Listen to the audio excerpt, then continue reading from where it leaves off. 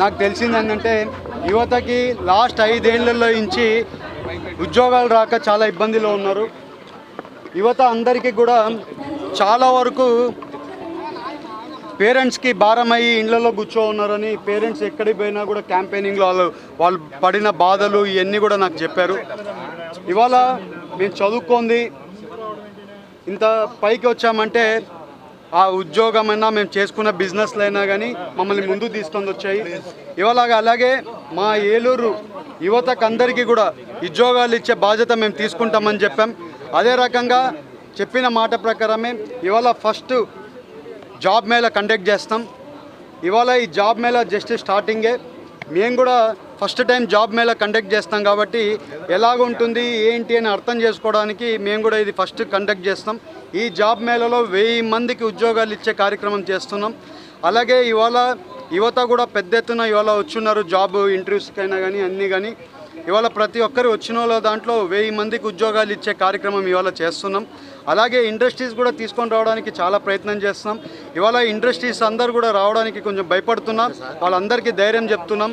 వాళ్ళందరూ కూడా ఇండస్ట్రీస్ కారిడార్కే పోయి ఇండస్ట్రీస్ పెట్టడానికి మొక్కు చూపిస్తున్నారు కానీ ఇండివిజువల్గా వచ్చి ఒక ల్యాండ్ ఇస్తామన్నా కూడా ఇవాళ వచ్చి వాళ్ళ ఇండస్ట్రీ పెట్టడానికి భయపడుతున్నారు.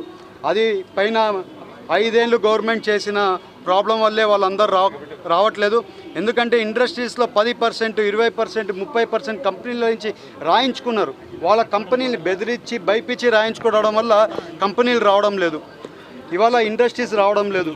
వాళ్ళందరికీ కూడా ఇవాళ చంద్రబాబు నాయుడు గారు గవర్నమెంట్లో, ఎన్డీఏ కూటమి గవర్నమెంట్లో, అలాగే పవన్ కళ్యాణ్ గారి గవర్నమెంట్లో ఇవాళ మీరు చూస్తే అందరు ఇండస్ట్రీస్ వాళ్ళందరూ కూడా పాజిటివ్గా పోతున్నారు. ఇవాళ సెంట్రల్ గవర్నమెంట్ నుంచి కూడా ఇండస్ట్రియల్ కారిడార్స్ అనౌన్స్ చేశారు మన ఆంధ్రాకు కూడా.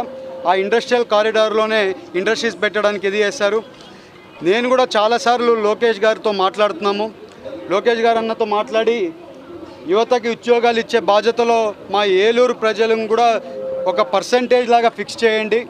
మాకు కూడా మా ఉద్యోగాలు మాకు కూడా చాలా వరకు యువత ఉన్నారు, వీళ్ళందరికీ కూడా ఉద్యోగాలు ఇచ్చే కార్యక్రమం మీరు కూడా చేయాలని అడిగాను. ఆయన కూడా పాజిటివ్గా ఇది చేశారు. వచ్చే రోజుల్లో ఉద్యోగాలు ఇచ్చే బాధ్యత ఇంకా పెంచుకుంది. వీళ్ళకి ఉద్యోగాలు ఇచ్చే బాధ్యత ముందుకు తీసుకొని పోతామని మీ అందరికీ తెలుపుతున్నాను. ఇది ఓన్లీ బిగినింగే. వచ్చే 5 ఏళ్లలో ఇంకా పెద్ద పెద్ద ఐటీ కంపెనీస్ తీసుకొని రావడానికి కూడా మాట్లాడుతున్నాం. ఇవాళ ఎంతైనా కానీ కంపెనీలు ఉద్యోగాలు ఇవ్వడానికి రెడీ ఉన్నాయి. బట్ కంపెనీలు వాళ్ళ ప్రాఫిట్స్ కోసమో వాళ్ళ కంపెనీ గ్రోత్ కోసం ఆలోచిస్తారు. కాబట్టి ఇవాళ కంపెనీస్లో స్కిల్స్ చాలా అవసరం ఉంది. ఆ స్కిల్స్ లేకపోతే వాళ్ళు కూడా ఇంటర్వ్యూస్ చేసినా కూడా వాళ్ళకి అవసరం లేకపోతే తీసుకోలేని పరిస్థితి. యువత అందరికి కూడా నా రిక్వెస్ట్ ఏంటంటే స్కిల్స్ నేర్చుకోవాలి. మేము కూడా పార్లమెంట్లో ఈసారి మాట్లాడడం జరిగింది క్వశ్చన్ అవర్లో. మాకు ఈ స్కిల్ సెన్సెస్ మీద కౌంటింగ్ ఇవ్వండి, స్కిల్ సెన్సెస్ మా దగ్గర కూడా పెట్టండి అని వాళ్ళు అడగడం జరిగింది. ఇంక్యుబేషన్ సెంటర్స్ పెట్టమని అడుగుతున్నాం. మా ప్రయత్నం ఫుల్గా చేస్తాము యువత తరపున. నేను మళ్ళీ ఎలక్షన్లో ముందు చెప్పాను, ఎలక్షన్స్ అయిపోయినాక చెప్పాను, నాకు మెయిన్ ప్రయారిటీ వచ్చి రైతులు, యువత అని చెప్పాను. ఇవాళ రైతులకి, టొబాకో రైతులకి వాళ్ళకి న్యాయం చేసే పరిస్థితిలో వాళ్ళకు కూడా న్యాయం చేశాము. అలాగే ఇవాళ పామ్ ఆయిల్ రైతులకు కూడా న్యాయం చేయడంలో అది కూడా వర్కౌట్ చేస్తాం. అలాగే అక్వా రైతులు ఉన్నారు, అక్వా రైతులను కూడా వాళ్ళది కూడా కరెక్షన్ చేయడానికి, వాళ్ళకు కూడా గిట్టుబాటు ధర రావడానికి కూడా వర్కౌట్ చేయడానికి ఇది చేస్తాం.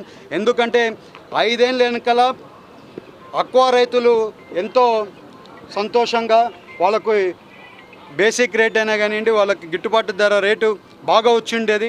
ఇవాళ మీరు చూస్తే వాళ్ళకు కూడా గిట్టుబాటు ధర లేక వాళ్ళు కూడా ఇబ్బంది పడే పరిస్థితిలో ఉన్నారు. వాళ్ళకు కూడా న్యాయం చేయాల్సిన అవసరం ఉంది. రైతులకి అలాగే యువతకి న్యాయం చేస్తామని చెప్పాం. అదే మాట ప్రకారంగా ముందుకు పోతున్నాం. అదే మాట ప్రకారంగా కష్టపడుతున్నామని మీ అందరికీ తెలుపుతూ అందరికీ నమస్కారం.